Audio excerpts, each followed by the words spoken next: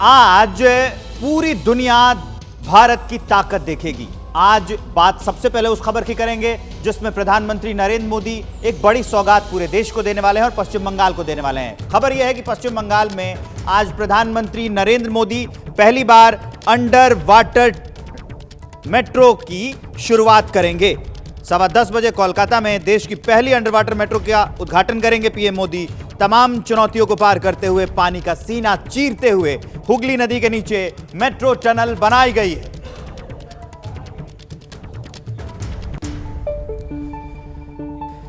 तो प्रधानमंत्री के मैराथन दौरों का आज तीसरा दिन है। बीती रात वो कोलकाता पहुंचे। वो उस बंगाल के दौरे पर हैं जहां आने वाले लोकसभा चुनाव में बीजेपी की चुनौती बहुत बड़ी मानी जा रही है। उसी बंगाल की धरती से वो बंगाल को और पूरे देश को और उसके विकास को नई रफ्तार देंगे। वो अंडर वाटर मेट्रो का आज सुबह उद्घाटन करेंगे। सुबह 10:15 बजे के करीब प्रधानमंत्री नरेंद्र मोदी पश्चिम बंगाल समेत देश के कई राज्यों के लिए 15,400 करोड़ की लागत वाली कई कनेक्टिविटी परियोजनाओं का उद्घाटन और शिलान्यास करेंगे। इनमें सबसे खास प्रोजेक्ट है देश की पहली अंडर वाटर मेट्रो। जी हां, आज से देश में पहली बार नदी के नीचे मेट्रो दौड़ने जा रही है। अंडर वाटर मेट्रो कोलकाता में हुगली नदी के नीचे चलेगी। नदी तल से करीब 100 फीट नीचे दौड़ेगी और जिस तकनीक का इस्तेमाल किया गया है उसके मुताबिक 120 साल तक कोई दिक्कत नहीं आएगी। ये भूकंप भी सह सकती है। हावड़ा और एस्प्लेनेड स्टेशन के बीच अंडर वाटर मेट्रो 80 किलोमीटर प्रति घंटा की रफ्तार से दौड़ेगी। पानी के नीचे 520 मीटर का सफर 45 सेकंड में तय करेगी। भारत में पहली बार ऐसा हुआ है कि जब मेट्रो ट्रेन को पानी के भीतर से गुजारा गया हो। ये ट्रेन चलेगी कि सिर्फ 45 सेकंड में ये 520 मीटर की टनल पार हो जाएगी। अंडर वाटर मेट्रो की सौगात देने के बाद प्रधानमंत्री नरेंद्र मोदी कोलकाता से बारासात के लिए रवाना हो जाएंगे। वहां पर वो एक जनसभा को संबोधित करेंगे। आपको बता दें कि प्रधानमंत्री नरेंद्र मोदी का 5 दिन में दूसरी बार ये बंगाल में पहुंचे हैं पीएम। 11:30 बजे रैली को संबोधित करेंगे। संदेश खाली की गूंज सुनाई देना इस रैली में तय माना जा रहा है।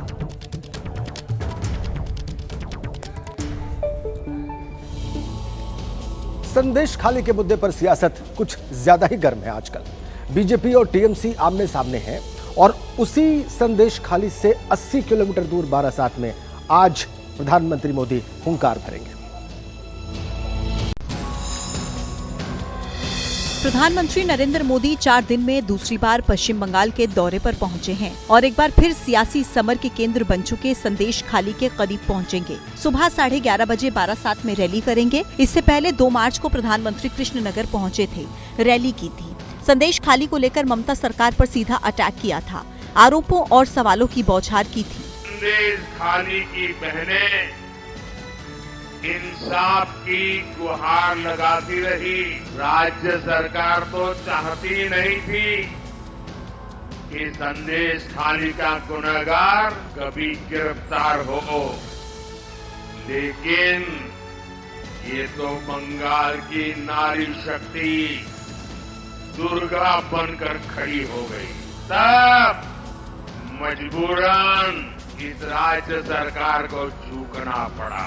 पिछली बार की तरह ही इस बार भी संदेश खाली की गूंज पीएम मोदी की रैली में सुनाई देगी। इन दिनों संदेश खाली को लेकर सियासत कुछ ज्यादा ही संजीदा है। इसको लेकर बीजेपी और टीएमसी आमने सामने हैं और आज ही प्रधानमंत्री नरेंद्र मोदी संदेश खाली से महज 80 किलोमीटर दूर संबोधित करने वाले हैं। कलकत्ता हाईकोर्ट ने मंगलवार को ममता सरकार को झटका देते हुए संदेश खाली कांड की जांच सीबीआई से कराने का आदेश दिया। साथ ही शेख शाहजहां को भी सीबीआई कस्टडी में सौंपने के लिए कहा, लेकिन दोपहर से रात हो गई। सीबीआई की टीम घंटों इंतजार करती रही, लेकिन पश्चिम बंगाल सीआईडी ने शेख शाहजहां को सौंपने से इनकार कर दिया।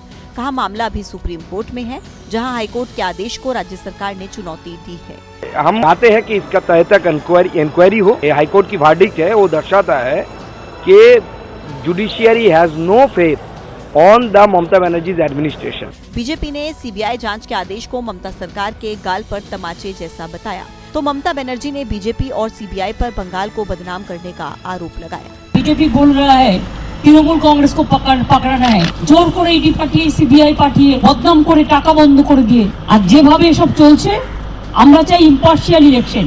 আমরা বিজেপি ইলেকশন চাই না, আমরা ইম্পার্শিয়াल इलेक्शन चाहिए।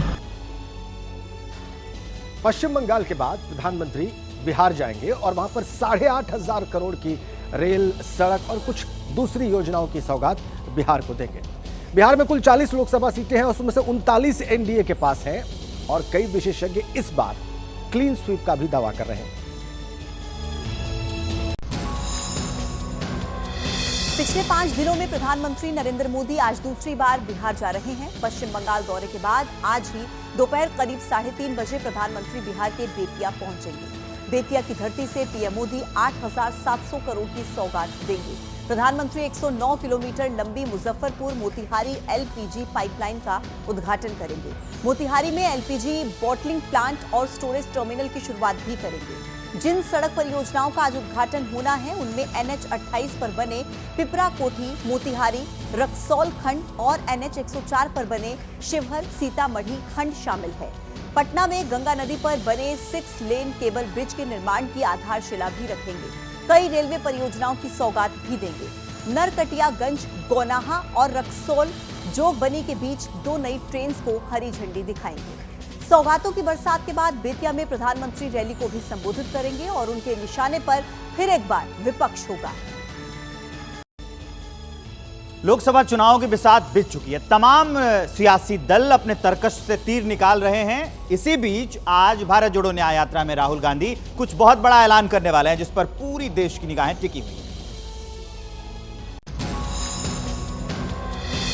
राहुल गांधी की भारत जोड़ो न्याय यात्रा आज भी मध्य प्रदेश में ही है। दोपहर 1 बजे के करीब बदनावर में होंगे। सूत्रों के मुताबिक वहां होने वाली रैली में राहुल गांधी युवा और बेरोजगारों को लेकर 10 चुनावी वादों का ऐलान कर सकते हैं। इस मौके पर कांग्रेस अध्यक्ष मल्लिकार्जुन खड़गे भी मौजूद रहेंगे। बड़े ऐलान का इशारा राहुल ने सोशल मीडिया पोस्ट के जरिए भी किया। अब डिग्री को सम्मान मिलेगा, समस्याओं का समाधान मिलेगा और सभी को काम मिलेगा। कांग्रेस हाथों में देगी भविष्य की कमान, होगा बड़ा ऐलान। राहुल के बड़े ऐलान से पहले कांग्रेस ने ड्राफ्ट मैनिफेस्टो भी तैयार कर लिया है, जिसे अब कांग्रेस वर्किंग कमेटी को सौंपा जाना है। We have completed our draft manifesto. Congress Working Committee, which will finalize the manifesto, and then it becomes a Congress Party document.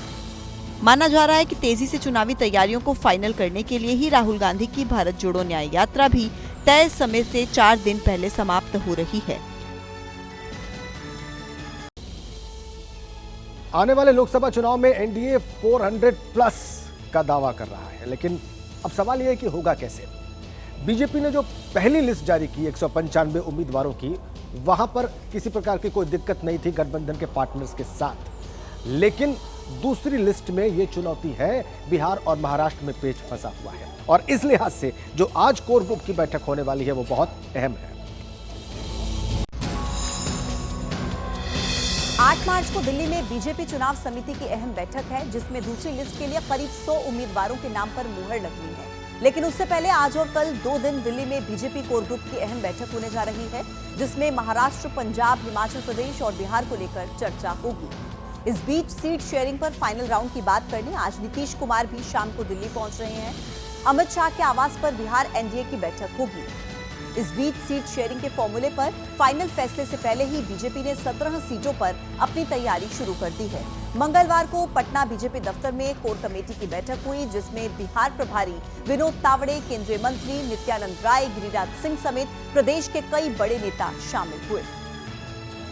नीचे स्तर गिराए हैं लालू जी, राहुल जी, तेजस्वी जी, वो खुद जनता जवाब दे रही है। 40 का 40, एक जो 39 नहीं जीते थे किशनगंज, वो भी इस बार जीते।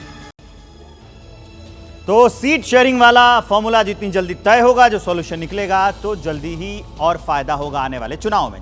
पीएम मोदी आज पश्चिम बंगाल में होंगे और वहां पर पश्चिम बंगाल को वो देश की पहली अंडर वाटर मेट्रो की सौगात देंगे। उसके बाद देश के दूसरे राज्यों को भी कई सौगात प्रधानमंत्री नरेंद्र मोदी कोलकाता से ही देने वाले हैं। अब पीएम उसके बाद आगे जाएंगे कोलकाता से बारासात, बारासात में प्रधानमंत्री नरेंद्र मोदी का संबोधन होना है और आपको यह भी जानना इसमें जरूरी है कि संदेशखाली की दूरी बारासात से करीब 80 से 85 किलोमीटर के बीच है। तो यहां पर भी प्रधानमंत्री नरेंद्र मोदी जब अपना संबोधन कर रहे होंगे तो उसमें संदेशखाली का मुद्दा उठना तय है, वो उस पर जरूर बोलेंगे, क्योंकि 2 मार्च को जब कृष्णानगर में प्रधानमंत्री नरेंद्र मोदी ने रैली की थी तो वहां पर भी उन्होंने संदेशखाली का मुद्दा उठाया था और आज भी यह तय माना जा रहा है कि संदेशखाली पर प्रधानमंत्री नरेंद्र मोदी बोलेंगे। इस पूरे मामले को लेकर हमने एक रिपोर्ट बनाई, आप जरूर देखिए।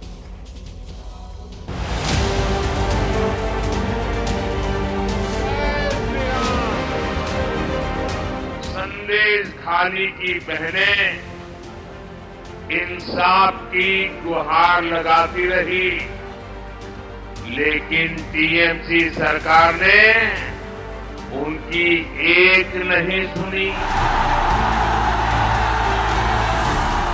ये तो बंगाल की नारी शक्ति दुर्गा बनकर खड़ी हो गई। भाजपा का एक एक कार्यकर्ता उनके साथ खड़ा हो गया, तब मजबूरन इस राज्य सरकार को झुकना पड़ा।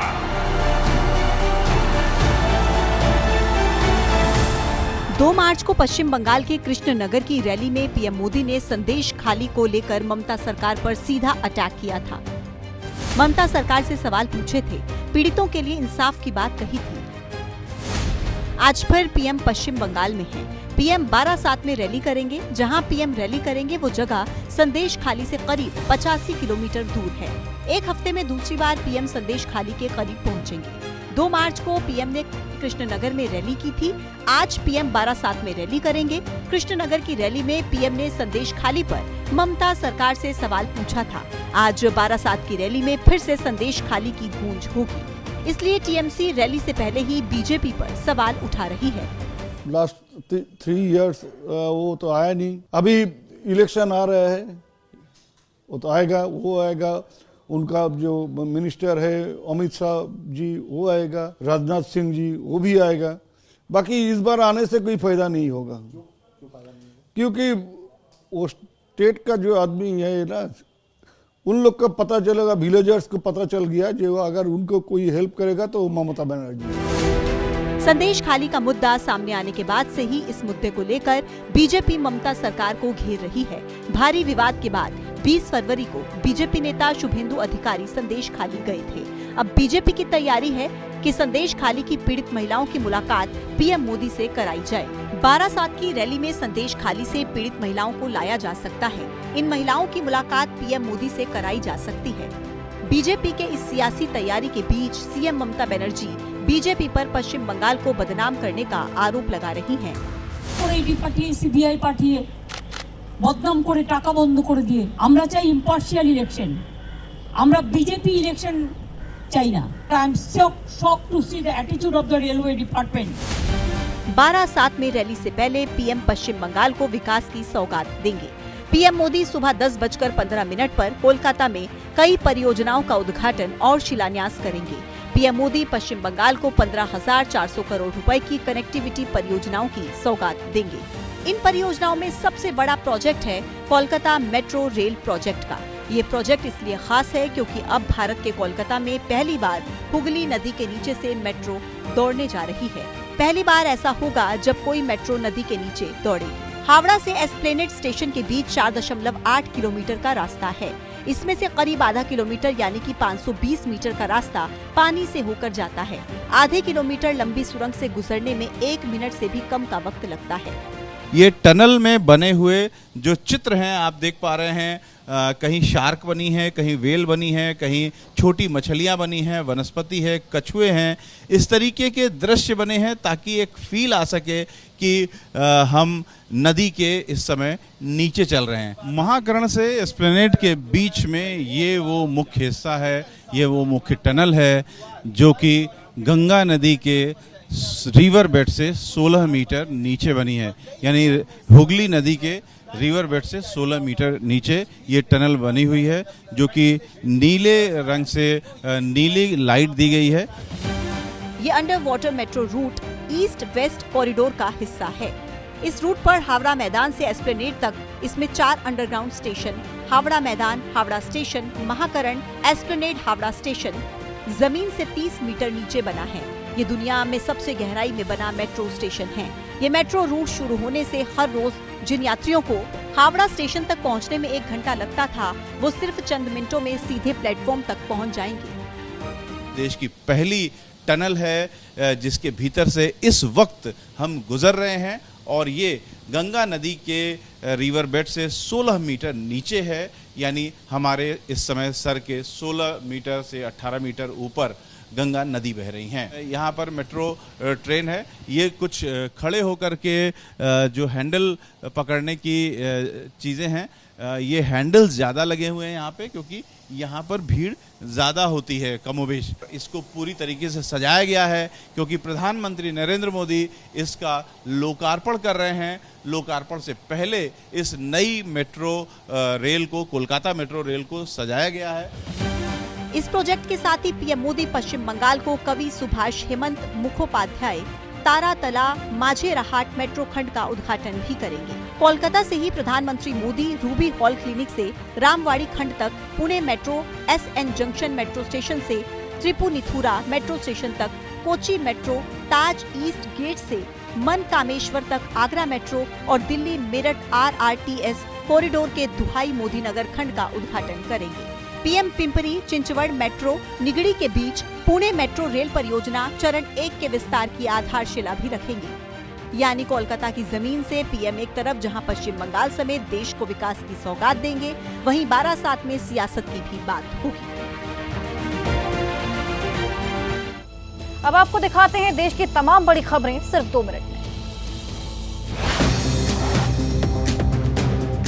14-15 मार्च को हो सकता है लोकसभा चुनाव की तारीखों का ऐलान। 7 चरण में हो सकते हैं चुनाव। अप्रैल के दूसरे हफ्ते में पहला चरण संभव। पीएम मोदी का आज पश्चिम बंगाल दौरा। 15,400 करोड़ की योजनाओं की देंगे सौगात। कोलकाता मेट्रो की पहली अंडर रिवर टनल का करेंगे उद्घाटन। आगरा में आज खत्म होने जा रहा मेट्रो के सफर का इंतजार। पीएम नरेंद्र मोदी कोलकाता से वर्चुअली करेंगे मेट्रो की शुरुआत। सीएम योगी आगरा में रहकर हरी झंडी दिखाएंगे। मंगलवार को 6 राज्यों में पड़ी एनआईए की रेड। लश्कर-ए-तैयबा और जेल में कट्टरपंथ के प्रसार की साजिश से जुड़ा मामला। बेंगलुरु कैफे ब्लास्ट केस में घटनास्थल पर पहुंची एनआईए की टीम ने कैफे के स्टाफ से जुटाई धमकी को लेकर जानकारी।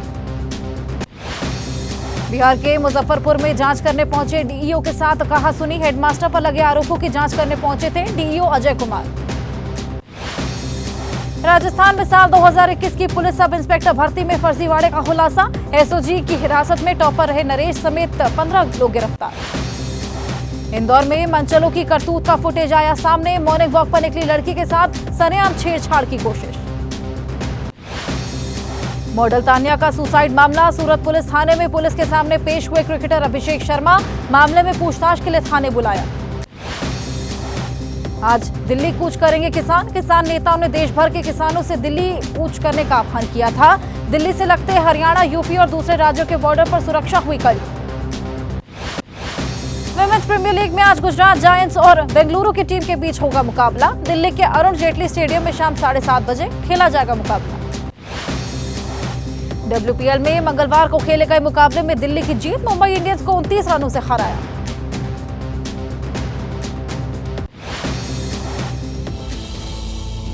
और अब वक्त है हमारे स्पेशल सेगमेंट का, जो आपको दिखाएंगे राजीव। बिहार के मुख्यमंत्री नीतीश कुमार आज दिल्ली पहुंच रहे हैं। नीतीश कुमार को 7 मार्च को विदेश रवाना होना है और विदेश दौरे से पहले आज दिल्ली में नीतीश कुमार बिहार एनडीए की बैठक में शामिल होंगे। गृह मंत्री अमित शाह के घर होने वाली इस बैठक में बिहार में सीट शेयरिंग को लेकर फाइनल चर्चा होने की उम्मीद है और चर्चा है बिहार एनडीए में सीट शेयरिंग को लेकर चिराग पासवान और उपेंद्र कुशवाहा नाराज हैं। ऐसे में आज की बैठक में सीट शेयरिंग को लेकर क्या सहमति बनती है, इस पर सबकी निगाहें रहेंगी।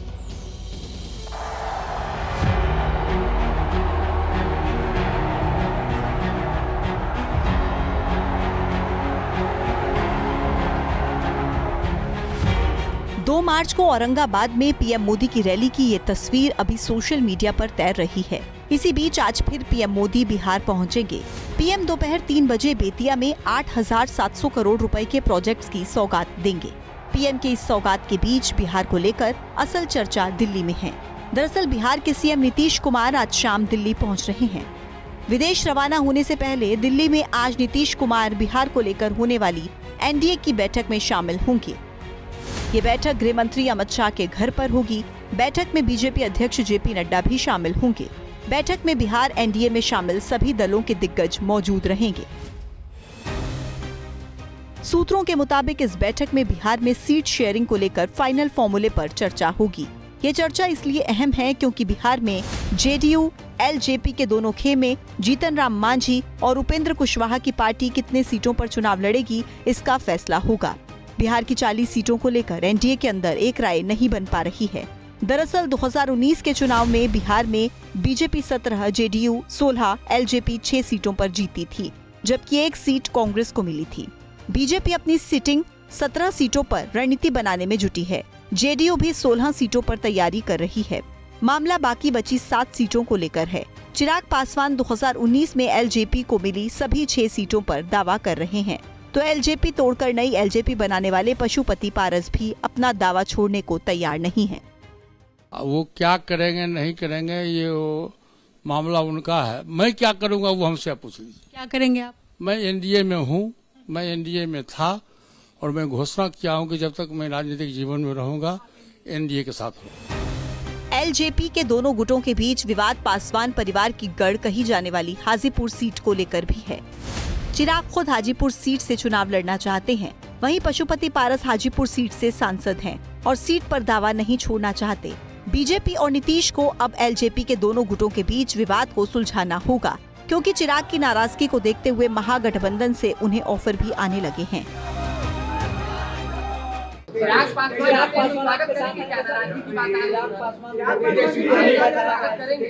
हमको क्या कहना, हमको तो कहीं जाना है नहीं, हम तो जहाँ है वही है, जिनको आना होगा वो ना बताएंगे। अमित शाह के घर जब नीतीश समेत एनडीए के दूसरे नेता जुटेंगे तो सीट शेयरिंग पर एक मुद्दा उपेंद्र कुशवाहा का भी होगा। दरअसल उपेंद्र कुशवाहा एनडीए में 3 सीटों की डिमांड कर रहे हैं। नीतीश के एनडीए में लौटने के बाद उपेंद्र की डिमांड पूरी होनी मुश्किल है। 2019 में कम सीट मिलने के कारण भी उपेंद्र एनडीए छोड़ गए थे। इस बार भी क्या उपेंद्र एनडीए छोड़ेंगे, ये सवाल इसलिए उठ रहे हैं क्योंकि 2 मार्च को वो पीएम के प्रोग्राम में शामिल नहीं हुए थे। नीतीश जी आ गए हैं तो मिनिमम 16 सीट लड़ना चाह रहे हैं। भाजपा का 17 सीट, तो 33 सीटें, अब 7 सीट बचे हैं, उसमें एक मांझी हो गए तो 6 बचे। तो 6 में उपेंद्र कुशवाहा, चिराग पासवान और पशुपति पारस कैसे एडजस्ट कर होंगे। तो इसलिए उपेंद्र कुशवाहा को मुझे लगता है कि नीतीश कुमार का यही प्रेशर होगा कि या तो जदयू ज्वाइन कर लें उपेंद्र कुशवाहा, जदयू से लड़े, या भाजपा से लड़े, या नहीं तो फिर बाहर का रास्ता देखना पड़ सकता है। यही वजह है कि औरंगाबाद में रैली हुई, उपेंद्र कुशवाहा वहाँ नजर नहीं आए।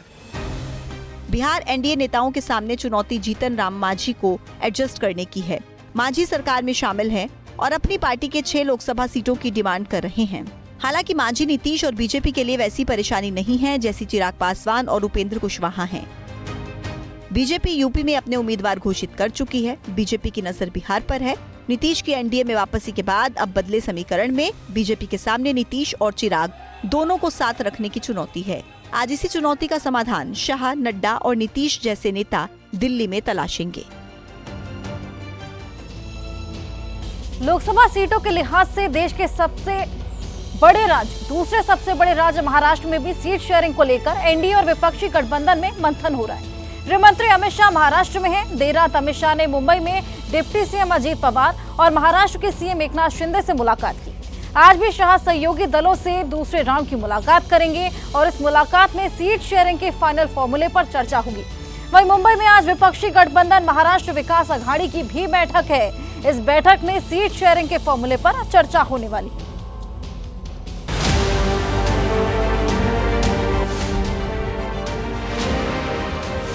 शाह महाराष्ट्र पहुंच गए हैं। लोकसभा सीट के लिहाज से देश के दूसरे बड़े सूबे में एनडीए गठबंधन की चुनावी रणनीति क्या होगी, कौन कितनी सीटों पर चुनाव लड़ेगा, इसका फैसला आज होने की उम्मीद है। आज महाराष्ट्र में शाह महायुति के नेताओं से मिलेंगे। शाह से शिवसेना शिंदे गुट के नेता मुलाकात करेंगे। एनसीपी अजित पवार गुट के नेता भी मुलाकात करेंगे। इस बैठक से पहले मंगलवार देर रात मुंबई पहुंचे गृह मंत्री अमित शाह ने सूबे के दोनों डिप्टी सीएम देवेंद्र फडणवीस और अजित पवार के साथ बैठक की। सूत्रों के मुताबिक इस बैठक में एक मुद्दा सीट शेयरिंग भी था। अमित शाह के साथ बैठक से पहले डिप्टी सीएम अजित पवार अपने गुट वाली एनसीपी के नेताओं के साथ एक राउंड की बैठक कर चुके थे। करीब 4 घंटे तक चली इस बैठक के बाद अजित पवार का गुट धाराशिव, परभणी, बुल्ढाना, गढ़चिरौली, माधा, हिंगोली, बारामती, शिरूर, सतारा और रायगढ़ लोकसभा सीट पर दावेदारी जता रहा है। आज भी महायुति की बैठक से पहले अजित गुट के नेता सुबह बैठक करेंगे। कार्यकर्त्यांचं एकंदरीत मत काय हे त्यानिमित्ताने आम्ही समजून घेण्याचा प्रयत्न केला। काही कार्यकर्त्यांनी त्यांच्या मतदारसंघातील काही भावना किंवा त्यांचं जे काही मत त्या बाबतीमधलं होतं ते सुद्धा त्यांनी त्या ठिकाणी सांगितलेलं आहे। उद्याही महाराष्ट्रातल्या काही लोकसभा मतदारसंघातील दरअसल 2019 से 2024 के बीच महाराष्ट्र में सियासी समीकरण पूरी तरह बदल गया है। शिवसेना और एनसीपी टूट गई है और दोनों पार्टियों का एक गुट बीजेपी तो दूसरा विपक्षी खेमे के साथ है। अब बदले हुए हालात में 48 सीटों वाले महाराष्ट्र में बीजेपी 30 सीटों पर चुनाव लड़ना चाहती है। शिवसेना का शिंदे गुट 18, अजित पवार की एनसीपी 10 सीटों पर चुनाव लड़ना चाहती है। ये दावेदारी ही बीजेपी के लिए परेशानी की वजह है। 22 सीट पे ही हमारी बात चल रही है और उसमें आखिर के सभी हमारे यहाँ के विधायकों ने, हमारे यहाँ के नेताओं ने इसका फैसला जो भी लेना है वो शिंदे साहब को पूरे अधिकार दिए हैं। तो इसलिए शिंदे साहब जब बातचीत करेंगे वो जो फाइनल करेंगे वो ठीक, लेकिन हमारी मांग जो है वो 22 सीट की है। एनडीए सूत्रों के मुताबिक महाराष्ट्र में महायुति के बीच सीट शेयरिंग में बीजेपी को 24, शिवसेना शिंदे गुट को 12 सीट, एनसीपी अजित पवार गुट को 6 सीट मिल सकती है। बीजेपी शिंदे गुट के 6 उम्मीदवारों को अपने सिंबल पर चुनाव में उतार सकती है, यानी शिंदे गुट को 18 सीटें मिल सकती हैं। चर्चा है कि शाह की मौजूदगी में इस फॉर्मूले को फाइनल किया जा सकता है। महाराष्ट्र में सीट शेयरिंग को लेकर विपक्षी एमवीए में भी आखिरी राउंड का मंथन चल रहा है। आज सुबह 11 बजे मुंबई में होने वाली बैठक में शरद पवार, उद्धव ठाकरे, प्रकाश आंबेडकर, नाना पटोले और दूसरे 6 छोटे दलों के नेता शामिल होंगे। शुरुआती फॉर्मूले के मुताबिक एमवीए में शामिल दलों में उद्धव गुट वाली शिवसेना को 21, कांग्रेस को 15, शरद पवार वाली एनसीपी को 9, वंचित बहुजन अघाड़ी को 2 और स्वाभिमान पक्ष को 1 सीट देने की चर्चा थी। लेकिन वंचित बहुजन अघाड़ी के चीफ प्रकाश आंबेडकर ने 6 सीटों पर दावा पेश कर सीट शेयरिंग में फच्चर फंसा दिया है। सीट मांगनी चाहिए, ये ना हो कि मुर्गी हमने पकाई, हमारे हाथ में सिर्फ गर्दन आई और पूरी मुर्गी दूसरा ले गया, वो तो हम होने नहीं देंगे।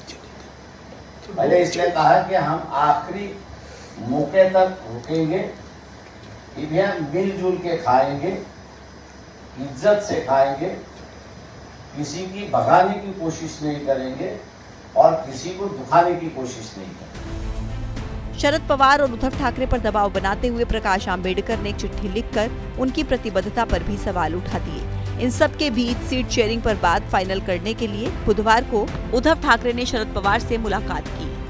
तो शरद पवार है, उनका विश्वास है कि निगोशिएशन, चर्चा, ये लोकतंत्र का सबसे बड़ा अस्त्र है, दरवाजे मत बंद कर दो। जो आज गठबंधन है महाराष्ट्र में सबसे मजबूत है।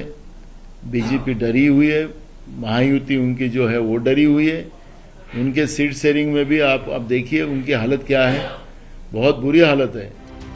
आज शाह की मौजूदगी में जहां महायुति में सीट शेयरिंग पर फाइनल फॉर्मूला निकलने की उम्मीद है, वहीं एमवीए के नेताओं को भी उम्मीद है कि आज की बैठक में सीट शेयरिंग पर एक राय बन जाएगी।